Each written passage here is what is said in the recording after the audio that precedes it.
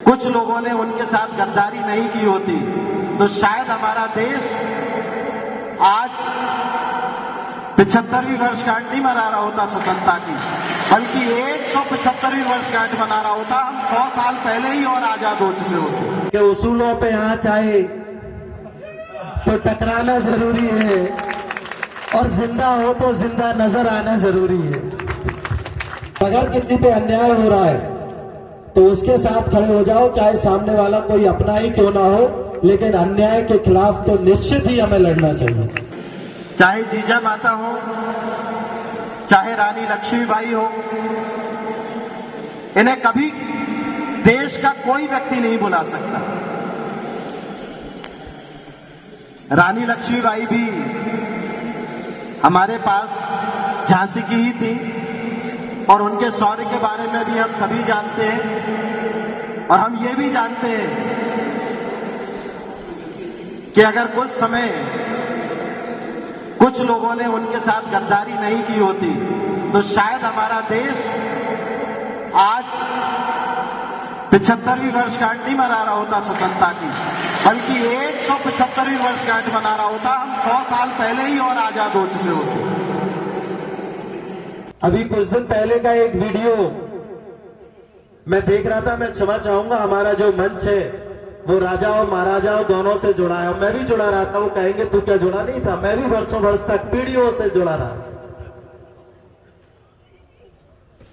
पर अभी एक दिन मैं सुन रहा था, कोई एक माननीय बड़े नेता मंच से कह रहे थे, किसी उन्होंने नेता पुत्र को बुलाया था, तो वो मंच से कह रहे थे कि इस क्षेत्र का सौभाग्य है कि आप यहां आ गए, तो यहां के लोगों ने ये आतिशबाजी देख ली। यहां आदिवासी समाज आया है, या मीना समाज आया है, या धाकड़ समाज आया है, या यादव समाज आया है। इनके बच्चों ने कभी दिल्ली बंबई नहीं देखी। आप आ गए तो ये उत्सव देख लिया, नहीं तो इनकी किस्मत में कहां था। मैं उनको बताना चाहता हूं कि ये देश आजाद हो गए 75 वर्ष हो गए हैं और यहां कोई पिछड़ा नहीं है। अब आज इस देश की राष्ट्रपति आदिवासी समाज से है। आज यादव समाज का इस क्षेत्र का बेटा प्रजातंत्र के सर्वोच्च मंदिर में बैठ के, दिल्ली में बैठ के उन फैसलों में सहभागिता निभाता है जो देश हित में, राष्ट्र हित में कानून बनते हैं। तो हमारे बच्चे यहां तक सीमित नहीं है, हमारे बच्चे भी विदेशों में पढ़ते हैं। तुम दिल्ली बंबई की बात करते हो माननीय, हमारे बच्चे भी देश और विदेश में पढ़ रहे हैं। पर पता नहीं क्यों हम ऐसे लोगों की जय जयकार करते हैं जो हमें भरे मंच से नीचा दिखाते हैं। मैं ये नहीं कहता कि किसी का विरोध करो, पर मैं ये कहता हूं कि गलत का विरोध करो। अपने स्वाभिमान के लिए कहीं कोई समझौता मत करो,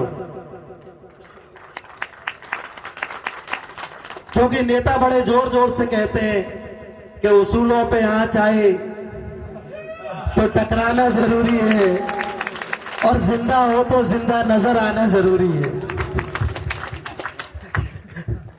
तो भाइयों, हम भी जिंदा लोग हैं, हमारा भी स्वाभिमान है,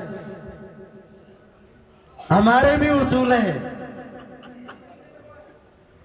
और हम एक ऐसे समाज से आते हैं जो समृद्ध है, संपन्न है, बहुसंख्यक है। हम किसी से किसी तरह से कम नहीं है और ना कोई हमें कम आंकने की कोशिश करे।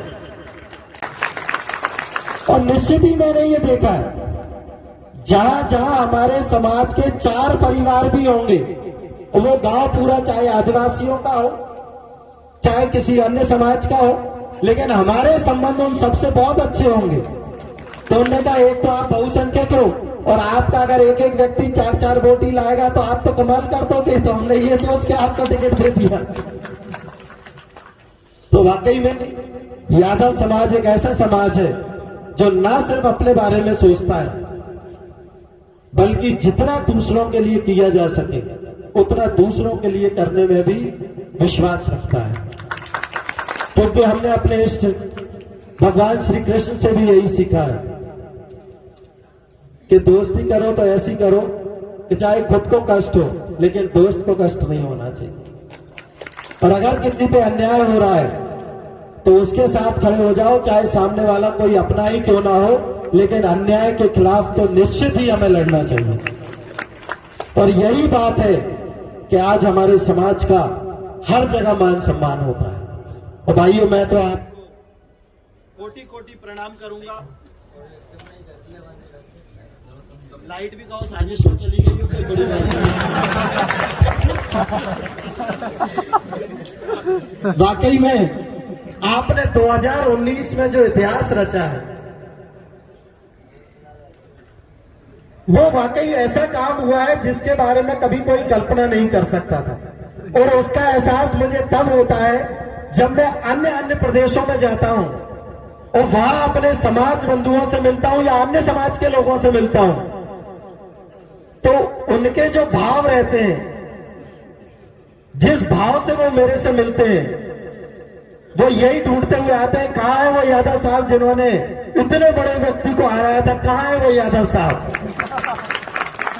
तो मैं उन्हें यही कहता हूं कि भाई मैं हरा के नहीं आया हूं, ये गुना, शिवपुरी, अशोकनगर लोकसभा के मेरे समाज बंधु हैं, वहां के लोग हैं जिन्होंने मुझे इतना भरपूर आशीर्वाद दिया कि एक असंभव सा कार्य संभव करके दिखाया।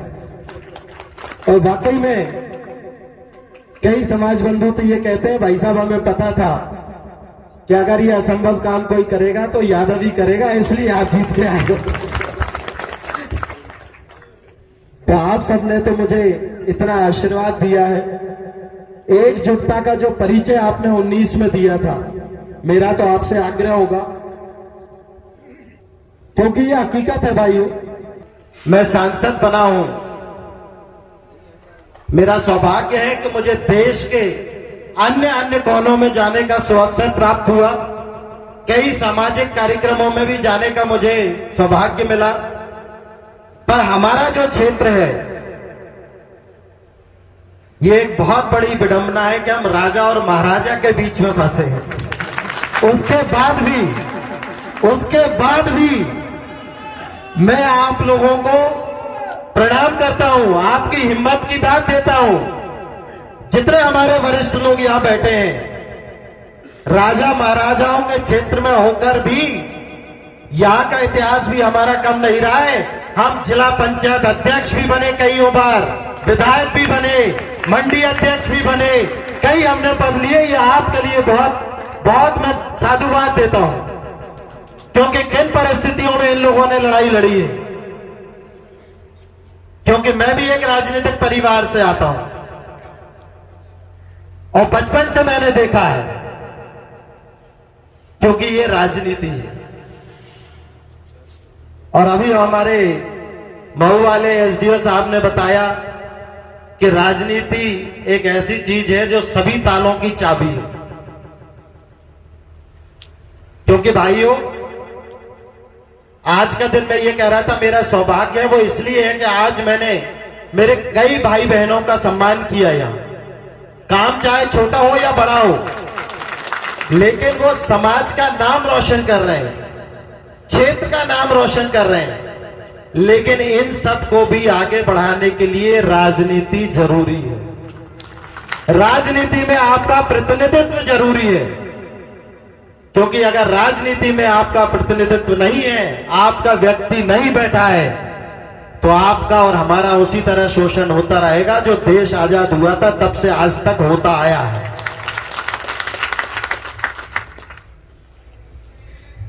बिल्कुल हम बहुसंख्यक हैं, कम से कम इस लोकसभा में तो हम बहुत ज्यादा बहुसंख्यक हैं। अभी जाति जनगणना की बात हुई, गुना में कितने यादव हैं वो बात हुई, और हम और आप बहुत अच्छे से जानते हैं कि गुना, शिवपुरी, अशोकनगर में कितने यादव हैं। लेकिन क्या आज से पहले जो हक, जो अधिकार हमें राजनीति में मिलना चाहिए था वो हमें मिला?